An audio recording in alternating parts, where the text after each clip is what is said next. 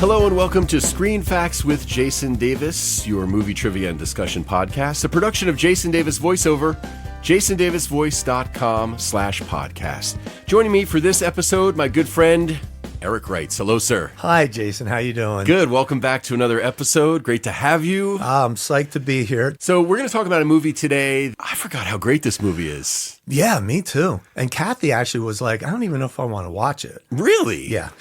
And then when we started watching it, she was riveted. It's like, yeah, all in, right? This is a great movie. Yeah. The Truman Show, released June 5th, 1998. Wow. Yeah, almost 30 years. That's crazy. We're getting old, man. I know. It's time flies. And SAR's one of our favorites, though. yeah, Jim Carrey. Mm-hmm. The movie holds up very well, too. Sometimes movies, over time, they lose their impact. Right.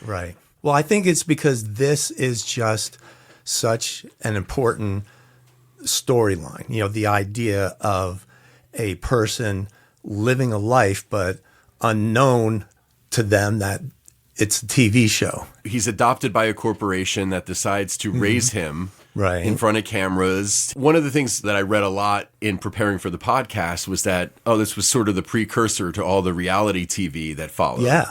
Well, yeah, you think about it. A couple of years after this movie, we had like Big Brother and Survivor. And then, I don't know, about 10 years or so, Jersey Shore came out. Oh, yeah. But even before that, The Real World on MTV was the first one that I remember. And I mean, there's all these different things. And this is a little different, though, because he unknowingly is being watched by all these people. I think a lot of those shows, there's not a lot of reality to them, if we're being honest. Right. You know, I think they manufacture a lot of the drama on those shows.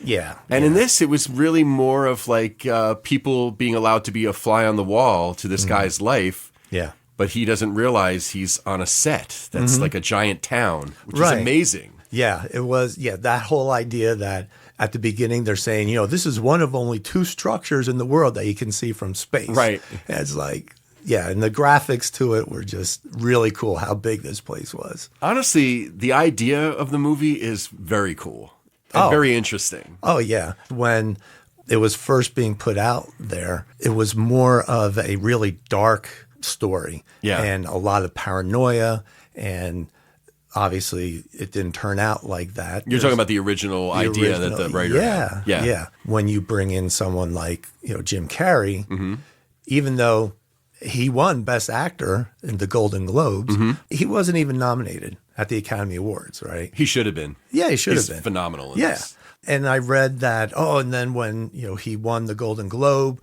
he did this very humorous, serious kind of speech that really, you know, screwed it to the Academy. So I had to watch it, and I was like, not at all. This was Jim Carrey being just honest and humble and surprised that he won this. And it just reminded me of one of the reasons why I really liked him from, you know, the very first time, you know, I saw him on Living Color. Yeah. You know, you just had the feeling that he's that kind of a guy. Yeah. I've seen him do interviews, and I've seen him give speeches at commencements for universities and stuff. He gave an incredible one. Yeah. Yeah. And he's just well-spoken. You could tell that he is into law of attraction kind of stuff where, and there's a famous story that he manifested earning $20 million for a movie. Right. Like he wrote a check to himself, literally, and all that. And at this point, he was earning $20 million per movie, but he only took $12 million for this one. Kind of tough, only taking $12 million. Yeah, that's Cry Me a River, right? Yeah.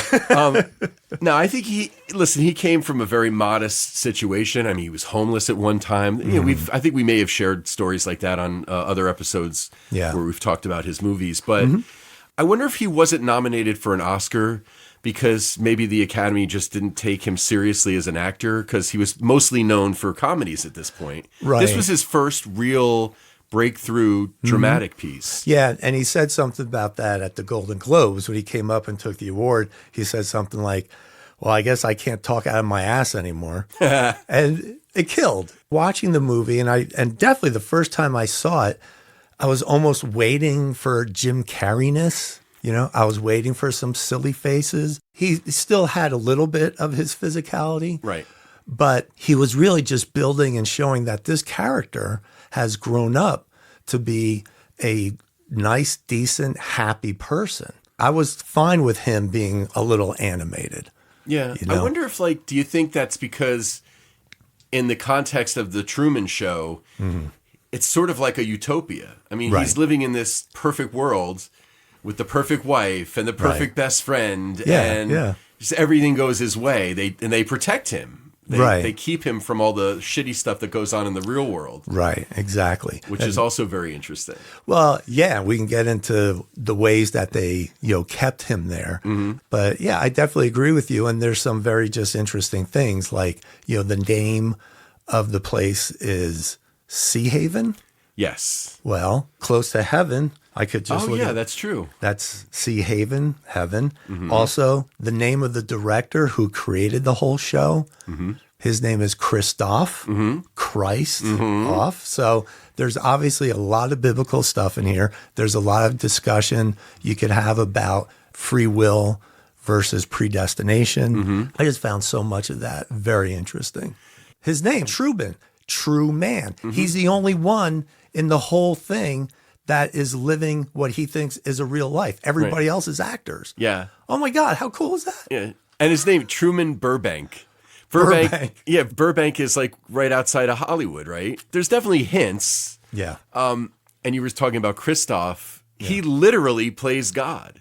He does. Not only with how he's controlling everything that happens to Truman, but toward the end of the movie when he's trying to get to Fiji, right? Right, yes. And he's on the boat. And then Christoph is like, all right, hit him with rain and wind and try and capsize him and all this stuff. And the other people working the controls are feeling bad. They're like, this is a human being. Right. And so it was so great. You're really rooting for him. And then all the people that are watching the show, we get to see clips of people at the Truman Bar. Right. This guy who's in his bathtub. Those guards, those security guards. So we're seeing bits of the audience and their reactions. And the funny thing about that is I'm watching the movie, and for a moment, I kind of forgot that those people were in the real world watching him. Oh, really? For whatever reason, I was thinking they were part of Truman's world watching him, but they're not. They're actually like people like you and I would be watching from the outside in. Right. So it's very fascinating. Well, I thought it was cool, too, just to think about, why is the Truman Show so popular? You're watching somebody else's life 24/7. Yeah, Sue and I watch some reality TV, not a lot, but the stuff that we watch is definitely entertaining. Yeah, we watch reality things. And why is that? Are we not happy enough with our lives that we're living a fantasy through, these other people? I just think that it's something to kind of question about this whole thing of reality. I think the reason Sue and I like to watch is not because we're trying to live somebody else's life or we're jealous or whatever. I find it fascinating to see what younger people are doing nowadays, especially in the dating world and all that, because it's a different world out there. Yeah. And I'm so grateful that that's not my life anymore. Oh, man. Yes, I totally agree. Anyway. But, when we talk about this whole thing, we have to talk about the media. How does the media affect our thoughts, and it influences what we see and do in our actions. And, media, in one way, it imitates life, but then it also, life will imitate the media because of what we're seeing. And it goes back and forth until, what is the actual reality? Yeah. I think there's a very skewed view nowadays. You don't want to sound like a conspiracy theorist or paranoid or anything, but it's really hard to trust or believe in anything you see anymore, especially now with AI, how everything could be manipulated. Right. So I don't know. You have to trust your instincts a little bit, maybe. So let's get back into talking more about the movie without, getting too far off on a tangent. So the movie was very successful. It made close to $265 million worldwide. The cast is phenomenal. We talked about Jim Carrey, of course. Laura Linney is so good as his wife. It's great because she plays a nurse. Her mom was an oncology nurse. Oh, wow. So she took, a little bit of that from her. What a great way to honor her mom. And also, I liked how that world was kind of a 1940s vibe. Yes. Like Leave It to Beaver or like Ozzie and Harriet. Yes. Very like, yeah. Right. Well, Weir, the director, when he was kind of developing the concept, he looked at Norman Rockwell paintings and, things like that to give him the feeling of just what the world was like then. And just simple stuff, like even just seeing what Truman is wearing, the way that Laura Linney, his wife is very 50s wife, like, hi, honey, I'm home. Let me make you dinner, that kind of thing. I While love how also doing commercials. I was going to say, I love how she weaves in the product placement because, it's commercial free, but they have to pay for it somehow, right? Right. So the way it's done, and they were very deliberate, the director and the writer and everybody involved. It was a deliberate choice to make it so over the top as a sort of a social commentary on product placement in movies and ads. Oh, how clearly. You're beat over the head with this stuff. Oh, yeah. One of my favorite parts is those twins that, as Truman's walking to work, those two guys. The older guys, they always like grab them and push them up against the wall. Right. And there's always a different advertisement That's there. right. So it's like, and those two guys were actually cops from the local area. Oh, so, and they got in the movie. Oh, that's phenomenal. And Weir saw them reacting. Just the way those two guys were like palling around with the crew. He was like, these guys are great. So he put them in. Yeah, they were naturals. So there's another little funky reality thing because here's some two real cops, but now they're in this make-believe world that we're watching as a real movie. So do you think, so obviously all the people who are in Truman's life, his wife, his friend, the people in the town, they're all paid to be there. They're all actors, right?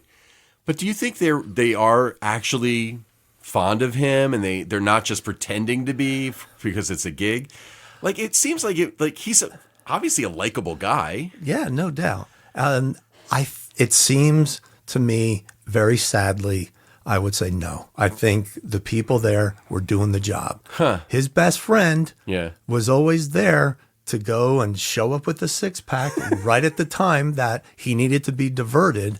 And that's true. When Truman actually was able to get away and the best friend showed up and they couldn't find him, right away the best friend's like, oh no, he took off and he's true. Like all business. Yeah, that's true. That was that hurt my heart. Yeah. And then the one scene where Truman is like a little off and he kind of is being a little aggressive with his wife. Yeah.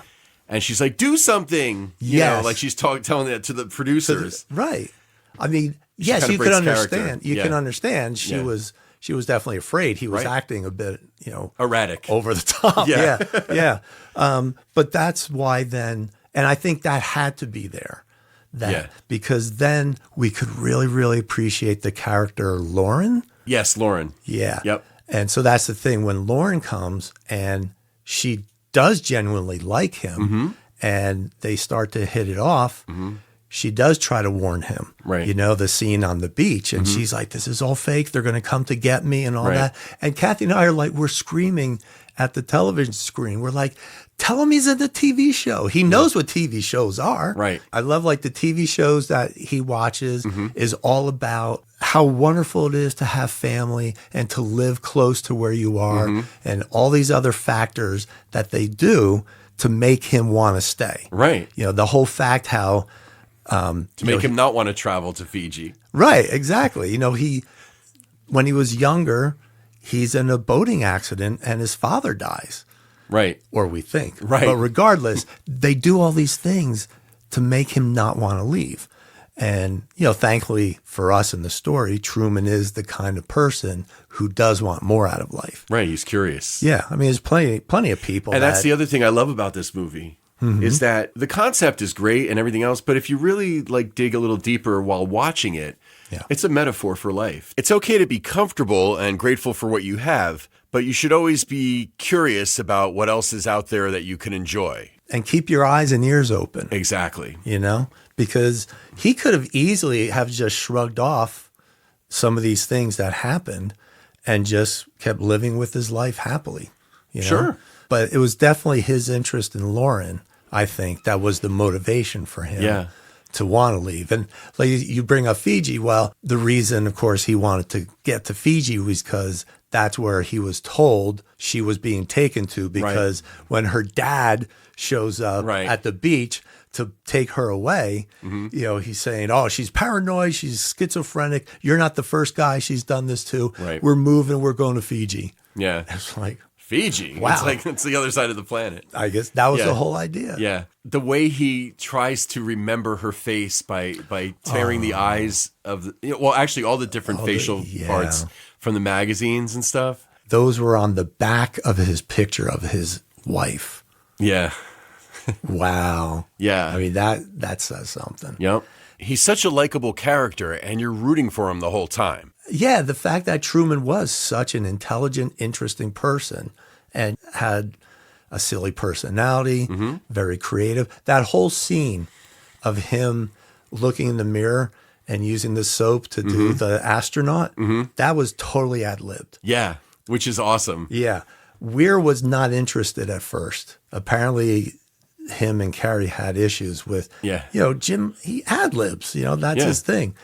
But then it worked out, and obviously Weir became okay with it happening. How could you not want to let him go? Yeah. He's so brilliant, Jim But you Carrey. had to be careful because you didn't want Jim Carrey to be so much Jim Carrey that he turned it into a complete comedy. Yeah, but I think he understood the assignment. You could tell. Jim did, yeah. Yeah. Yeah. Somebody like Jim Carrey, he's got a mind that you got to tap into. Let him do his thing. Oh, yeah. He's going to come up with some good stuff. It might not all be gold, but you're going to get some pieces there that are like, holy shit, this movie just got elevated. Oh, yeah. Yeah, you'll get nuggets out of him. Yeah. And like you said, the other stars around him were fantastic.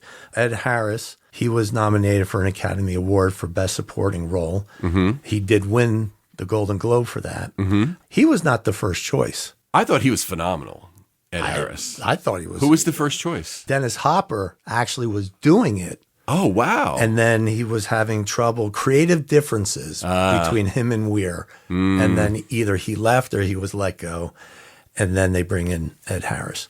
Now, at this point, Jim Carrey was already done with his filming. Oh. So Ed and Jim never saw each other. Yeah, they never met. I read that they never met, even though they had scenes together technically, but they were never in the same room together. Right, because technically, Christoph, Ed Harris is up in heaven, in the moon, and Jim is down there, in the actual set and stuff. It's very cool. The end when Truman crashes into the set, of the boat, and now he's like, oh well, the illusion is now completely shattered, right? And when Christoph talks to him through the headset. And he's like, I can hear you. You can talk to me. Talk to me. Tell me what you're feeling.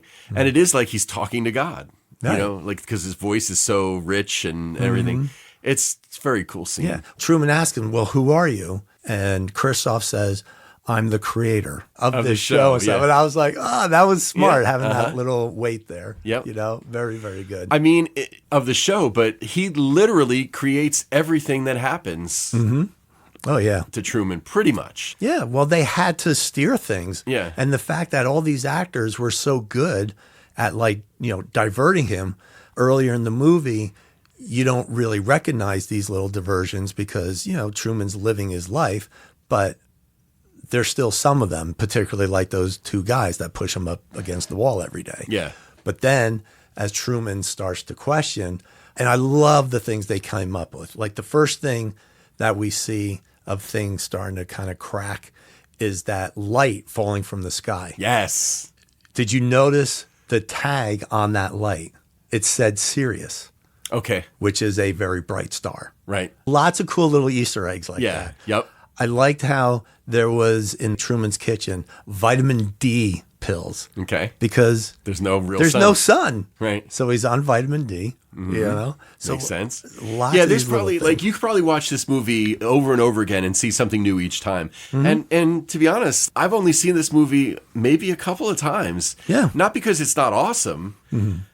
Maybe it's just because when it comes to Jim Carrey movies, I love the goofy stuff. I've loved pretty much everything I've seen him in because he's just so good. Yeah. When they were talking about some of the possible other actors, I think one of the reasons they went with Jim Carrey is because his face, he can be so innocent looking, but then as things are happening and he's starting to question and he's kind of going off the edge, he looks crazed. Yeah. And he's so good at doing that. Yep. And then when he's in the water, finally sailing away, and he gets to the end, I mean, he almost died, Yep. you know, and now his face is like a completely different person. Like he's matured somehow.